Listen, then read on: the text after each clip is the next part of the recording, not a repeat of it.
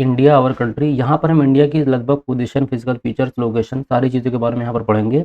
और उसके बाद आपका एक लास्ट चैप्टर बचता है, वो क्लाइमेट और वेजिटेशन, ठीक है। लेकिन वहाँ से उतने क्वेश्चन अभी तक कभी नहीं आए हुए हैं। ज़्यादातर क्वेश्चन जो लास्ट चैप्टर आप कह सकते हो एनसीईआरटी के क्लास 6 का, ये 7 चैप्टर, ये लास्ट ही मान लीजिए आप इसको, यहाँ से क्वेश्चन ज़्यादा आते हैं।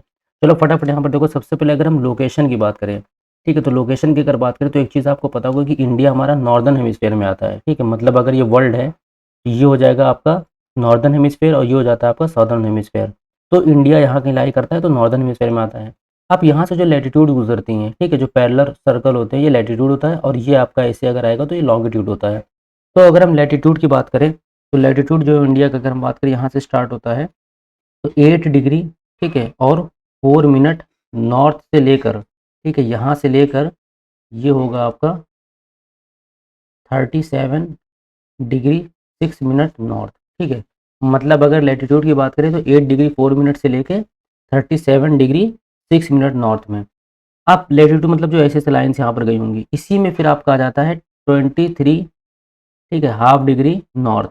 क्या होता है ये आपका ट्रॉपिक ऑफ कैंसर, ठीक है। तो एक चीज़ याद रखना, ट्रॉपिक ऑफ कैंसर इंडिया से कौन सा लैटिट्यूड गुजरता है, तो ट्रॉपिक ऑफ कैंसर, ठीक है। कैप्रिकॉर्न नहीं जाएगा, ट्रॉपिक ऑफ कैंसर जाएगा, तो ये चीज़ याद रखना, कंफ्यूज मत होना।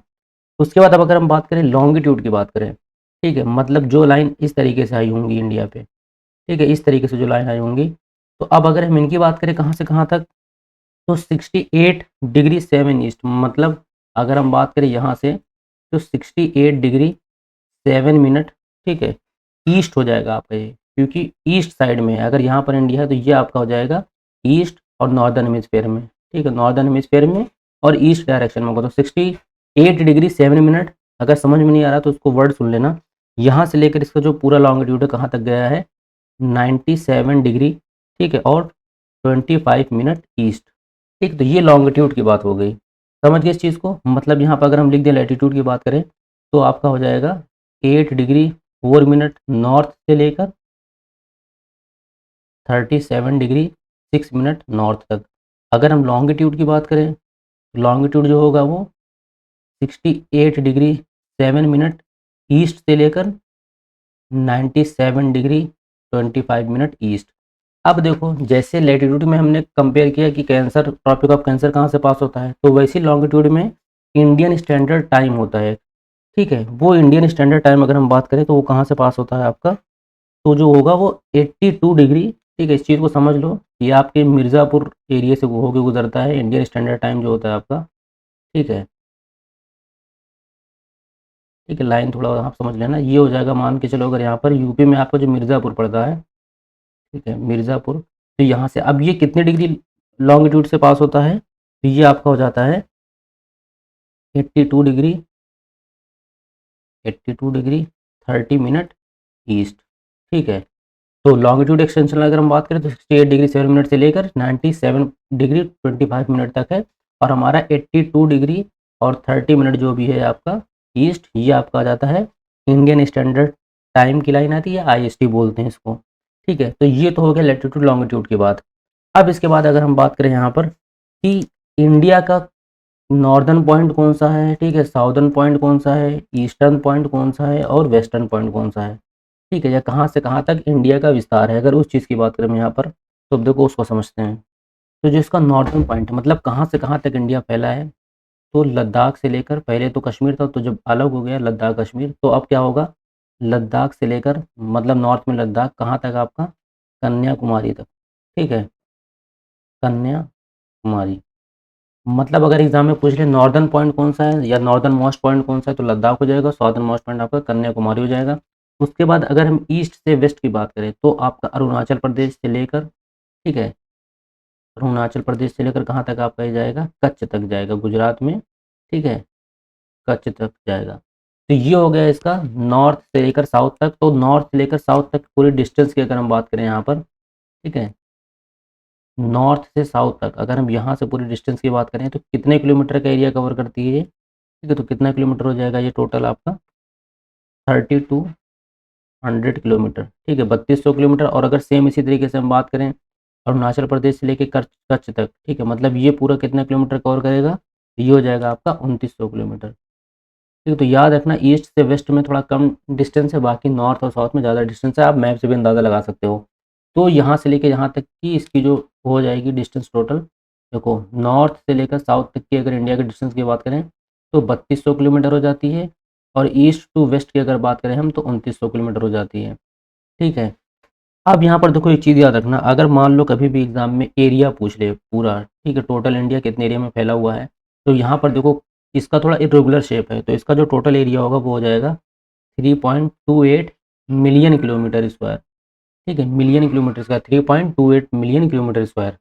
अब एक चीज़ देखो यहाँ पर ये चीज़ होगी कि लद्दाख में आपका वो पड़ जाएगा नॉर्थ से लेकर साउथ तक, कन्याकुमारी तक। ठीक है, अब इसके बाद हम देखते हैं इंडिया के कुछ नेबरिंग कंट्रीज और बाकी इंडिया के आसपास क्या है और कैसी कंट्री है इंडिया।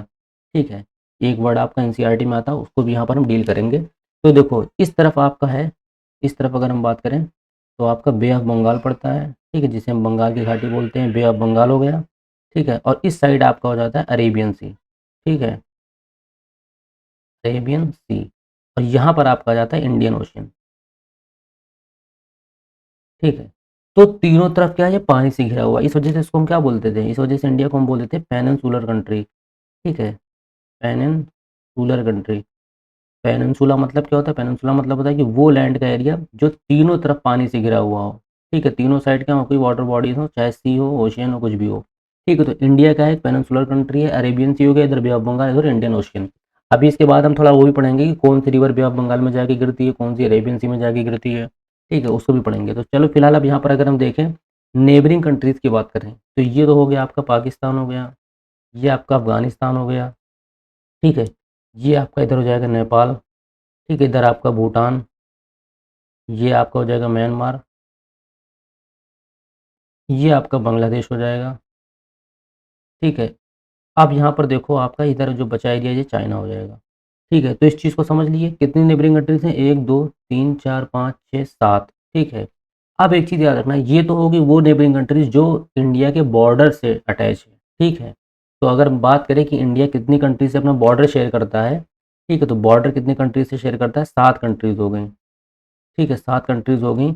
अब 2 कंट्री ऐसी होती हैं जो इसकी आप कह सकते हो आइलैंड नेबर हो गए, मतलब जो आइलैंड कंट्रीज हैं, 2 आइलैंड कंट्रीज कौन सी, एक तो श्रीलंका हो गई। ठीक है, श्रीलंका होगी, क्योंकि आइलैंड मतलब क्या होता है, जो एरिया जो लैंड चारों तरफ पानी से घिरा हो, तीन तरफ तो पेनिनसुला, और अगर चारों तरफ से पानी से घिरा होगा तो उसको हम क्या बोल देते हैं, आइलैंड बोल देते हैं।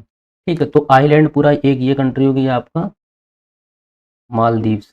ठीक है, तो मालदीव्स और श्रीलंका ये आपकी कौन सी कंट्रीज हो गई हैं, आइलैंड कंट्रीज हो गई जो इंडिया की नेबर हो सकती है, आइलैंड कंट्रीज।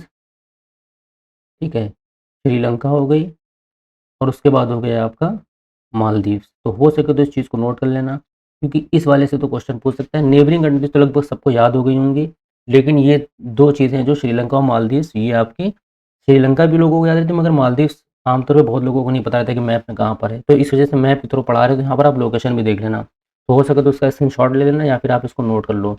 अब एक चीज़ और ध्यान रखना, इधर आपका कौन सी माउंटेन आती है, पूरी जो माउंटेन रेंज होती है वो हिमालय। ठीक है, तो इस तरीके से इंडिया का पूरा हमने बॉर्डर समझ लिया है कि किस तरीके से क्या घिरा हुआ है। इसी वजह से आपने देखा भी होगा कि ज़्यादातर जो अटैक होते हैं अगर इंडिया पे, चाहे पूरी हिस्ट्री पढ़ लो आप, ठीक है, एंशियंट टाइम से लेके मॉडर्न टाइम तक, इन्हीं एरिया से ज़्यादा अटैक होते हैं। ठीक है, अफगानिस्तान, पाकिस्तान। ठीक है, बाकी इधर लैंड से बहुत, मतलब लैंड से आप कह सकते हो कि कोई वैसा जो ऑपरेशन करते हैं टेररिस्ट लोग, जैसे कि अभी आपका जो भी ताज होटल में अटैक हुआ था जहाँ पे, तो वो ये सब यहाँ से, क्योंकि पानी के रास्ते से आ सकते हैं। लेकिन अगर किसी को पूरा हमला करना था, जैसे पहले के राजा महाराजा तो बता के आते थे ना जंग करने, ठीक है, या फिर इन्वेट करते थे तो पूरी अपनी आर्मी के साथ, तो इन्हीं सब एरिया से इन्वेट करना ज़्यादा आसान होता था, क्योंकि यहाँ पर आपका हिमालय पड़ जाता था और यहाँ पर आपका समुद्र और पानी सारे पड़ जाते थे, तो इस वजह से नहीं हो पाता था। ठीक है, तो ये तो बात होगी इसकी जोग्राफिकल लोकेशन की, जोग्राफिकल फीचर्स की। इसके बाद अब देखो यहाँ पर अगर कोई चीज़ रह गई हो, ठीक है, हाँ, एक चीज़ ये देख लो कि यहाँ से अगर हम बात करें, ठीक है, अभी हमने इस स्टैंडर्ड टाइम की जब बात किया था, तो अरुणाचल प्रदेश में अगर हम बात करें तो यहाँ से लेकर, ठीक है, आपका कच्छ तक, ठीक है, मतलब जो सनराइज़ होता है वो क्या होता है आपका ईस्ट टू वेस्ट होता है। तो मान के चलो यहाँ से लेकर यहाँ तक का जो भी टाइम गैप होता है वो 2 आवर का डिफरेंस होता है, मतलब अगर यहाँ पर सनराइज़ किया, ठीक है, तो 2 घंटे बाद फिर यहाँ पर दिखाई देगा, ठीक है, कच्छ में। तो इस चीज़ को याद रखना। ठीक है, ये 2 hours earlier Arunachal Pradesh then in Gujarat. ठीक है, अरुणाचल प्रदेश में 2 घंटा पहले दिखेगा, उसके बाद फिर 2 घंटे बाद आपको गुजरात में सनराइज़ दिखेगा। ठीक है, तो ये क्वेश्चन एनसीईआरटी का ही है और एग्ज़ाम में भी आ चुका है आपके सीटेट के। तो अब इतनी चीज़ें इनफ हैं। बाकी यहाँ पर अगर हम बात करें स्टेट्स कितनी हैं, तो अभी जो प्रेज़ेंट में समझ लो, क्योंकि इस पर भी क्वेश्चन आया था। 28 स्टेट्स हैं, यूनियन टेरिटरीज़ अगर हम बात करें तो 8 हैं। ठीक है, तो ऑप्शन में अगर 28 8 होगा तो टिक कर देना, और अगर मान के चलो 28 और 9 है और 8 ऑप्शन में नहीं है, तो 28 9 भी या 29 9 होगा, कुछ भी होगा तो आप कर सकते हो जो पुराना वाला है। लेकिन फिलहाल अभी क्वेश्चन अपडेट भी हो गए हैं तो कोई दिक्कत नहीं, 28 8 ही आएगा आपका ऑप्शन में, तो इस चीज़ को आप याद रखना कायदे से। अब ये होगी पूरी इंडिया की यहाँ पर बात होगी, 7 नेबरिंग कंट्रीज़ होती हैं। ठीक है, एक चीज़ ये पर देख लेना, यहाँ पर आपकी पार्क स्टेट आती है, हमने बताया था बहुत पहले ही। ठीक है, पार्क स्टेट होती है जो किसको अलग करती है, श्रीलंका और इंडिया को। अब स्टेट और समझ क्या होता है हमने पिछली वीडियो में बताया हुआ है, तो वो सब अगर आपने देखा होगा तो कोई दिक्कत नहीं होगी। अब चलो इसके बाद हम देख लेते हैं थोड़ा बहुत इनके वो स्पेशल फीचर्स। ठीक है, जैसे प्लेन्स हो गए, माउंटेन्स हो गया, ठीक है, प्लेट्यूज हो गए, रिवर्स हो गए, और इन सब चीज़ों के बारे में थोड़ा कायदे से समझेंगे। चलो अब देखो यहाँ पर हम कुछ फिजिकल फीचर्स की बात करेंगे, जैसे माउंटेन्स या माउंटेन रेंजेस, प्लेट्यूज के बारे में देखेंगे, प्लेन्स और रिवर्स और डेल्टा जो इंपॉर्टेंट आपके एग्जाम में आ सकते हैं। अब यहाँ पर देखो बहुत कायदे से समझना इस चीज़ को। ये पार्ट तो आपका हिमालय का हो गया। ठीक है, सबसे पहले माउंटेन से स्टार्ट करते हैं। तो अब यहाँ पर थोड़ा बहुत हम हिमालय के बारे में पढ़ लेते हैं। ठीक है, यहाँ से भी क्वेश्चन आता है। अब हिमालय को अगर यहाँ पर अगर आप देखो, तो हिमालय जो है ये आपका नॉर्थ पार्ट पड़ता है, इंडिया में नॉर्थ पार्ट में है। और ये जो वर्ड से बना हुआ है, 2 वर्ड से बना हुआ, हिम प्लस आलय। हिंदी में बहुत आपने पढ़ा होगा हिमधनालय, जिसका मतलब क्या होता है, इसका मतलब होता है अबोर्ड ऑफ स्नो। ये देखो एग्जैक्टली याद करना, इसको तुम चेंज मत करना, abode of snow, ABOD, abode of snow. ठीक है, क्योंकि ये ऑप्शन में आएगा तो सेम ऐसे ही आएगा, ये नहीं कि कोई और वर्ड यहाँ पर चेंज कर दे। उसके बाद अगर हम बात करें तो ये 3 पैरेलल रेंजेस में डिवाइड है, 3 पैरेलल रेंजेस में डिवाइड है। अब माउंटेन और माउंटेन रेंज क्या होती है, देखो एक पहाड़ होगी तो माउंटेन बोल देंगे, अगर उसी से जुड़ती हुई कई पहाड़ हो जाएंगे तो उसको क्या बोल देंगे, रेंज बोल देते हैं, कि माउंटेन का पूरा वो रास्ता ही बन जाता है माउंटेन रेंजेस। तो हिमालय की जो है वो 3 पैरेलल रेंजेस हैं। ठीक है, जैसे एक रेंज ये हो गई, ठीक है, फिर एक रेंज ये हो गई, और एक रेंज फिर ये हो गई, तो ऐसे इसकी 3 पैरेलल रेंज हैं। तो जो सबसे पहली रेंज है या फिर जो सबसे नॉर्थ में है, इसको हम बोल देते हैं हिमाद्री बोलते हैं, या फिर ग्रेट हिमालय। ठीक है, हिमाद्री भी याद रखना। ठीक है, या फिर इसको हम बोल देते हैं ग्रेट हिमालय। ठीक है, और इसमें आपका जो सबसे ऊंची पहाड़ है वर्ल्ड की, माउंट एवरेस्ट जो है वो इसी रेंज में आता है। ठीक है, माउंट एवरेस्ट। ठीक है, हाइट की अगर बात करें तो 8,848 मीटर। ठीक है, तो माउंट एवरेस्ट किस हिमालय की रेंज में किस पार्ट में आता है, तो हिमाद्री या फिर ग्रेट हिमालय में, और कहाँ पर है, नॉर्दर्न मोस्ट हिमालय है ये। ठीक है, उसके बाद इसके नीचे वाली जो रेंज है, मतलब जो सेकंड रेंज है, इसको क्या बोल देते हैं, इसको हम बोलते हैं मिडल हिमालय, या फिर इसको हिमाचल बोल देते हैं। ठीक है, मिडल हिमालय या फिर हिमाचल। ठीक है, और आप हिमाचल प्रदेश भी यहीं पे पड़ता है तो इसे याद रखना। ठीक है, मिडल हिमालय या फिर हिमाचल। और यहाँ पर आपका क्या है, यहाँ पर आपके फेमस हिल स्टेशन हैं। ठीक है, देख आपने सुना भी होगा, हिल स्टेशन अगर घूमने उमने भी जाते हैं तो हिमाचल शिमला ही सब जाते हैं ना। तो फेमस हिल स्टेशन जो है आपके वो मिडल हिमालय में है, या फिर हम कह सकते हैं हिमाचल में है। उसके बाद अब बात करें तो जो लास्ट और जो थर्ड रेंज है, इसको हम बोल देते हैं शिवालिक। तो इसमें ज़्यादा कुछ खास है नहीं, तो बस ये याद रखना कि शिवालिक जो है वो थर्ड रेंज है। ठीक है, किसकी, हिमालय की। और ये अगर हम बात करें नॉर्थ में तीनों हैं, लेकिन अगर इस वाली लाइन से आप कंपेयर करोगे, ठीक है, तो नॉर्दर्न मोस्ट ये हो गया, इसके साउथ में सेकंड रेंज हो गई, और एकदम साउथ में थर्ड रेंज हो जाती है। ठीक है, और पूरी की पूरी हिमालय नॉर्थ में है, वो चीज़ अलग है। तो यहाँ हमने हिमालय के डिवीजन भी पढ़ लिए।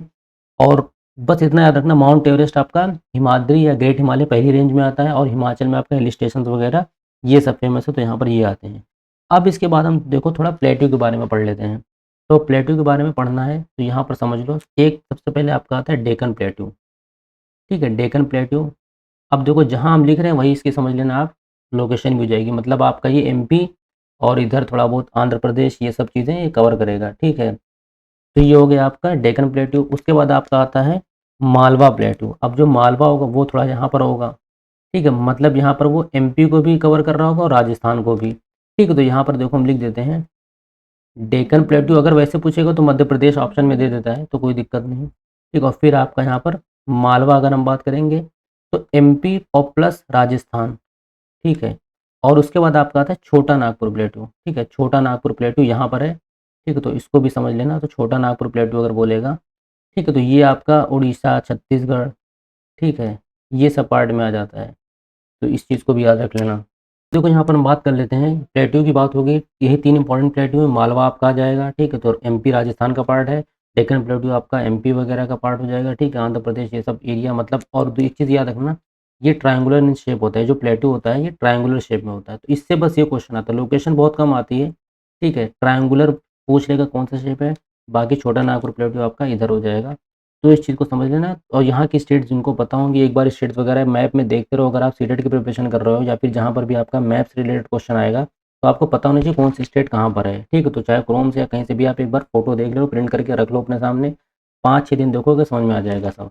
अब देखो यहाँ पर हम कुछ इंपॉर्टेंट रेंजेस की और बात कर लेते हैं, ठीक है। तो उन रेंजेस की अगर हम बात करें यहाँ पर, तो देखो इधर आपका सबसे इम्पॉर्टेंट जो आता है वो आता है कि वेस्टर्न घाट आपका हो जाएगा इधर, ठीक है, और ये हो जाएगा आपका ईस्टर्न घाट, ठीक है, ईस्टर्न घाट हो जाएगा आपका इधर, ठीक है। तो ये हो जाएगा आपका वेस्टर्न घाट, ठीक है। कोशिश करना कहीं नोट कर लेना, क्योंकि इसमें बहुत हौच पौच हो जा रहा है। वेस्टर्न घाट, और ये हो जाता है आपका ईस्टर्न घाट, क्योंकि ईस्ट साइड है, ठीक है। अब देखो ईस्टर्न घाट की एक खासियत है कि यहाँ पर अगर आप देख सकते हो तो ब्रोकन ब्रोकन लैंड से फिर ब्रोकन माउंटेन्स है, ठीक है, बीच बीच में यहाँ पर टूटा हुआ है।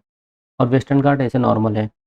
अब यहाँ पर एक चीज़ देखो, वेस्टर्न घाट को हम और क्या बोलते हैं, सह्याद्रीज बोलते हैं, ठीक है, इसका दूसरा नाम है सह्याद्रीज।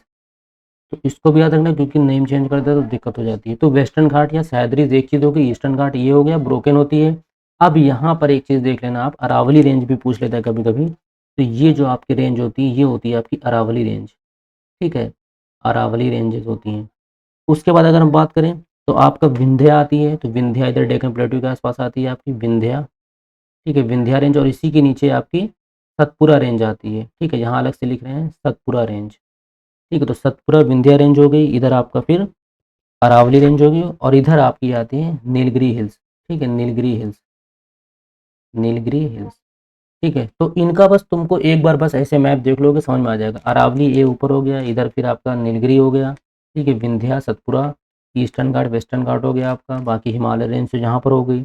और कोई चीज़ तो यहाँ पर उतनी इंपॉर्टेंट नहीं। हाँ, ये थार डेजर्ट याद कर लेना, इधर आपका एक डेजर्ट भी आता है ना, जिसे हम ग्रेट इंडियन डेजर्ट बोलते हैं, इसका दूसरा नाम है, ठीक है। एनसीईआरटी में थार नहीं मिलेगा आपको, वहाँ पर मिलेगा ग्रेट इंडियन डेजर्ट, ठीक है, ग्रेट इंडियन डेजर्ट बोलते हैं जिसको हम थार डेजर्ट को, ठीक है। तो इंडिया के सबसे बड़ा जो डेजर्ट है, वैसे वर्ल्ड वाइड देखो तो सहारा होगा।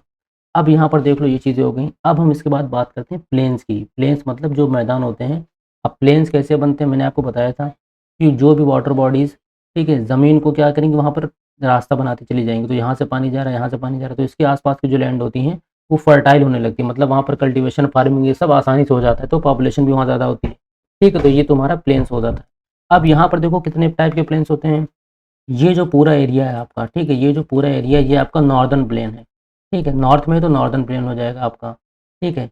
अब यहाँ पर देखो आपका कोस्टल प्लेन्स आता है। कोस्टल मतलब जो पानी से लगे हुए सब होंगे, ठीक है, कोस्ट एरियाज होते हैं ना, जैसे मुंबई महाराष्ट्र यहाँ सब है, तो कोस्टल स्टेट्स हो गए, कोस्ट एरियाज। तो ये आपका होता है, ये हो गया आपका कोस्टल प्लेन्स, ठीक है, कोस्टल प्लेन्स। तो अब एक चीज़ याद रखना कि जो आपके ईस्ट साइड में कोस्टल प्लेन है, मतलब जो ईस्टर्न घाट में कोस्टल प्लेन है, ये थोड़े ब्रॉड होते हैं, ब्रॉड मतलब थोड़ा चौड़े होते हैं। और जो आपका वेस्टर्न घाट साइड कोस्टल प्लेन्स होते हैं, ये नैरो होते हैं, मतलब पतले होते हैं। तो एग्जाम में पूछ सकता है ना कि कौन सा कोस्टल प्लेन नैरो होता है, ब्रॉड होता है। तो जो वेस्ट साइड में होगा वो नैरो होगा, ठीक है, और जो ईस्ट साइड में होगा ब्रॉड होगा। तो ये कोस्टल प्लेन की बात हो गई। अब देखो हम यहाँ पर दूसरे स्लाइड में हम समझते हैं कुछ इंपॉर्टेंट रिवर्स, ठीक है। वो रिवर्स कहाँ पर जाकर वो रिवर्स गिरती हैं, ठीक है, कौन सी बे ऑफ बंगाल में जाती है, कौन सी अरेबियन सी में जाती है, कौन डेल्टा बनाती है, इन सारी चीज़ों को यहाँ पर हम समझेंगे। तो अब देखो यहाँ पर हम बात करेंगे रिवर्स की। तो एक चीज़ को यहाँ पर समझ लो, कुछ होती हैं आपकी ईस्टर्न फ्लोइंग रिवर्स, ठीक है, ईस्टर्न फ्लोइंग रिवर्स बोलते हैं उनको हम। और कुछ को हम बोलते हैं वेस्टर्न फ्लोइंग रिवर्स, ठीक है, मतलब समझ सकते हो नाम से ही, वेस्टर्न फ्लोइंग रिवर्स। मतलब जो ईस्ट साइड में जाके फ्लो होती हैं या ईस्ट साइड में जाके गिरती हैं उनको हम ईस्टर्न फ्लोइंग रिवर्स बोल देंगे, जो वेस्ट साइड में जाके गिरती हैं उनको हम वेस्टर्न फ्लोइंग रिवर्स बोल देंगे। अब जब रिवर्स की बात आ गई है, तो एक चीज़ को यहाँ पर समझ लो बहुत कायदे से, कि आपकी जो मोस्ट इंपॉर्टेंट जो नदियाँ हैं, ठीक है, एक होती है आपकी इधर से ब्रह्मपुत्रा, ठीक है, ब्रह्मपुत्रा हो गई। और फिर इधर आपकी हो जाती है गंगा, ठीक है। उसके बाद फिर आपकी एक और यहाँ पर हो जाएगी इंडस, ठीक है, जिसकी कुछ ट्राइब्यूटरीज हैं, ठीक है। ट्राइब्यूटरीज मतलब वो होता है कि वो रिवर्स, वो छोटी छोटी रिवर्स जो जाकर एक रिवर में मिलती हैं, ठीक, उनको हम क्या बोल देते हैं, उनको हम बोल देते हैं ट्राइब्यूटरीज। ठीक है, सहायक नदियाँ, ट्राइब्यूटरीज। ठीक है, मतलब छोटे छोटे रिवर क्या होंगी, जाकर किसी एक रिवर में जाके मिल जाएंगी सारी रिवर्स। ठीक है, तो इन चारों पांचों रिवर्स को क्या बोल देंगे कि ये इस रिवर की ट्राइब्यूटरीज है। ठीक है, तो इंडस की ट्राइब्यूटरीज ये हो गई हैं। अब एक चीज़ यहाँ पर देखना, ये जो आपकी गंगा ब्रह्मपुत्रा, ठीक है, ये जो रिवर्स होती हैं ये एक डेल्टा बनाती हैं। ठीक है, जो कि वर्ल्ड लार्जेस्ट डेल्टा होता है, जिसको हम बोल देते हैं क्या, सुंदरबन डेल्टा। ठीक है, मतलब आप ये कह सकते हो कि यहाँ से गंगा आई, इधर से ब्रह्मपुत्रा गई। ठीक है, तो यहाँ पर एक डेल्टा बना है जिसको हम बोल देते हैं सुंदरबन डेल्टा। ठीक है, सुंदरबन डेल्टा जो वर्ल्ड का लार्जेस्ट डेल्टा है। अब डेल्टा का मतलब क्या होता है, मतलब ये होता है कि तमाम जितनी भी रिवर्स होंगी, ठीक है, वो किसी एक पर्टिकुलर एरिया पर, एक पॉइंट पर, ठीक है, ये रिवर आकर फिर यहाँ से समुद्र में मिल जाएंगी। ठीक है, तो ये जो माउथ होता है, ये जो मुंह होगा इसका, इसी को हम बोल देते हैं कि डेल्टा फॉर्म करे, इसी को हम बोल देते हैं डेल्टा। ठीक है, मतलब जहाँ पर रिवर एंटर करती है ओशियन में। ठीक है, तो ये जो पॉइंट होता है बीच का, इसी को हम बोल देते हैं डेल्टा। तो ये चीज़ समझ गए आप। इसको अगर देखो इंग्लिश में समझना होगा तो an area of land formed at the mouth of river. ठीक है, an area of land formed at the, मतलब ये कोई लैंड हो गई। ठीक है, ये रिवर का माउथ हो गया, मान के चलो ये रिवर हो गई। ठीक है, ये लैंड हो गई, तो इसका जो माउथ होगा, इस पर जो इतना जो लैंड होगा, यहाँ पर जो पॉइंट बनेगा उसको हम बोल देते हैं डेल्टा। ठीक है, अब यहाँ पर देखो रिवर की बात होगी। इसके बाद अब देखो, अब हम बात करते हैं कुछ इंपॉर्टेंट रिवर की जो ईस्टर्न फ्लोइंग होंगी, मतलब जो आपकी जाकर कहाँ, बे ऑफ बंगाल में यहाँ पर आके गिरती हैं। ठीक है, बे ऑफ बंगाल। इस चीज़ को देखो अच्छे से समझना, क्योंकि एग्जाम में डायरेक्ट पूछ लेता है। ठीक है, इसकी कोई ट्रिक की भी कोई ज़रूरत नहीं पड़ेगी, आपको भी हम बता देंगे, बहुत आसान रहेगा। तो बे ऑफ बंगाल में आपकी कौन कौन सी नदी आती हैं, महानदी। ठीक है, महानदी आके गिरती है। उसके बाद अगर हम बात करें आपकी, तो गोदावरी। ठीक है, गोदावरी हो गई। फिर आपके यहाँ पर गंगा ब्रह्मपुत्रा भी आती है। ठीक है, गंगा एंड ब्रह्मपुत्रा। उसके बाद आपके यहाँ पर कृष्णा।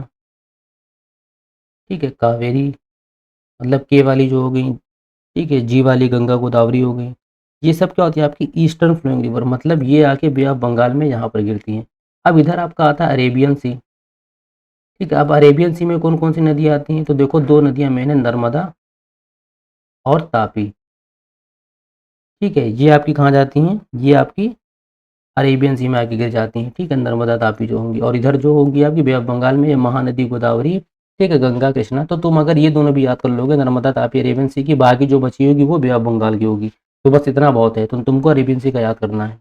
क्योंकि जहाँ पर भी जिस भी एग्जाम में अगर लिखा है कि एनसीईआरटी का 6 to 8 चैप्टर आएगा, तो वो कोई अलग से कोई एक्स्ट्रा रिवर नहीं देगा, इन्हीं तीन तीन छः। ठीक है, और बाकी इधर आपका 7, ये दोनों, ये 9 रिवर्स के बारे में पूछेगा बस, और कुछ नहीं। तो ये हो गई आपकी रिवर्स की बात हो गई। ठीक है, सारे पॉइंट्स यहाँ पर कवर हो गए हैं आपके। रिवर्स इंपॉर्टेंट डेल्टा हो गया, एक ही सुंदरबन डेल्टा। ठीक है, वर्ल्ड का लार्जेस्ट डेल्टा होगा। उसके बाद आपका प्लेन हमने पढ़ लिया है। ठीक है, प्लेन्स यहाँ पर अगर हम देख लिया था, नॉर्दर्न प्लेन हो गया, कोस्टल प्लेन। दो टाइप के प्लेन की बात करेगी, यहाँ पूरे में जो होगा नॉर्दर्न प्लेन हो जाएगा, तो यहाँ पे आपके सब कोस्टल प्लेन हो जाएंगे। ठीक है, तो माउंटेन रेंजेस, प्लेट्यूज की बात होगी, प्लेन्स की बात होगी, रिवर्स की बात होगी। तो जितनी चीज़ें हैं, बस इतनी चीज़ें तुम याद रखो, ज़्यादा पढ़ने की जरूरत नहीं है। जितना आपका एनसीईआरटी में और जितना आपके एग्जाम्स में आता है, बस उतना इनफ है। क्योंकि अगर उतना आपको परमानेंट याद रहा, तो आपके नंबर कहीं भी नहीं कटने वाले हैं। ठीक है, तो उम्मीद है कि ये पूरी सीरीज़ आपको अच्छी लगी होगी, समझ में आई होगी। ठीक है, अगर आपको समझ में आया हो, अच्छा लगा हो, तो प्लीज़ हो सके तो इस चैनल को थोड़ा बहुत सपोर्ट कर दो यहाँ पर आप। ठीक है, अभी 1K सब्सक्राइबर भी नहीं कंप्लीट हुए हैं। ठीक है, बाकी जिसको अगर थोड़ा बहुत भी 5-10 को जो भी डोनेशन देना हो डिजिटल बोर्ड के लिए, अगर कलेक्ट कर रहे हैं, अगर हो गया तो अच्छी बात है, फिर और अच्छे से पढ़ाई हो पाएगी, और भी चीज़ें हम कायदे से क्लियर कर पाएंगे।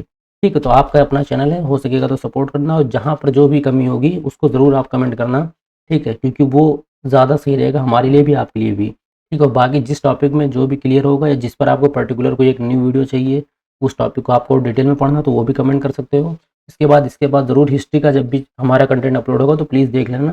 ठीक है, उसमें से भी सब इंपॉर्टेंट चीज़ें जो एनसीईआरटी में आई, उन्हीं सब चीज़ों को वहाँ पर बताया है। चलिए फिर मिलते हैं नेक्स्ट वीडियो में, तब तक के लिए अपना ख्याल रखिएगा, बढ़िया तैयारी करिएगा। और मैंने बताया कि एक चैप्टर के बाद आपको रुकना है, नोट्स बनाना है, फिर अगला चैप्टर पढ़ना है। इस तरीके से करोगे तो दोबारा आपको एनसीईआरटी उठाने की जरूरत नहीं पड़ेगी। और अगर ये एनसीईआरटी की सीरीज देख लोगे, तो गारंटी हम श्योर हैं एकदम से कि आपको बुक से फिर पढ़ने की जरूरत नहीं पड़ेगी। इससे जितना नोट्स आप निकाल पाओ बना लेना, बस उतना आपके लिए इनफ है। चलो फिर मिलते हैं नेक्स्ट वीडियो में, तब तक के लिए अपना ख्याल रखना, बाय बाय।